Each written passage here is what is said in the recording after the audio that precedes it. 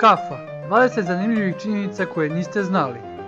Činjenica broj 1. Kafa je druga najvrednija svjetska trgovinska roba, odmah ispod nafte. Činjenica broj 2. Kafa je najefektivnija ukoliko se konzumira između 9:30 i 11:30 prepodne. Činjenica broj 3. Svjetska populacija konzumira oko 2,25 milijardi šoljica kafe dnevno. Činjenica broj 4. U Koreji i Japanu postoji mačji kafe gdje možete piti kafu i družiti se s mačkama satima. Činjenica broj 5. Instantizovanu kafu je izmislio George Washington oko 1910. godine. Činjenica broj 6. Kafa nema isti ukus kao miris zato što pljuvačka ispere polovinu ukusa. Činjenica broj 7. Ispijanje šoljice kafe drastično poboljšava protok krvi. Činjenica broj 8. Postoji kafeterija u Francuskoj gdje ako ne kažete zdravo i molim čini vašu kafu skupljom.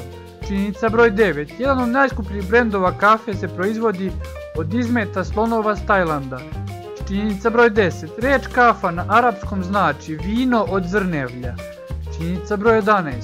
Holandija je najveći konzument kafe na planeti koji je u prosjeku 2,4 šoljice kafe po osobi dnevno. Činjenica broj 12.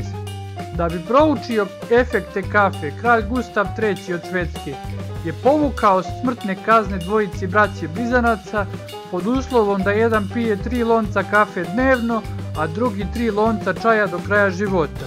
Činjenica broj 13. Kada muškarac popije kafu, kofein odlazi u njegovu spermu isto kao što odlazi u krv.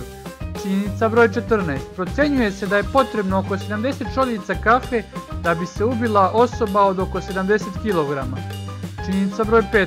Suprotno popularnom verovanju, studije su pronašle da vas kafa ne dehidrira. Činjenica broj 16. U zadnjih 150 godina Brazil je najveći proizvođač kafe na svijetu. Činjenica broj 17.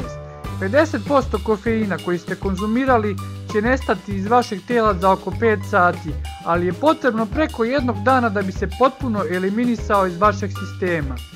Činjenica broj 18. 2 šoljice kafe smanjuju rizik od ciroze povezane s alkoholom za 43%. Činjenica broj 19. 20% kancelarijskih šoljica za kafu sadrže fekalne bakterije. Činjenica broj 20. Potrebno je oko 140 litara vode da bi se uzgajala kafa potrebna za jednu šoljicu napitka. Za više videoklipova pretplatite se na kanal Pantopedija.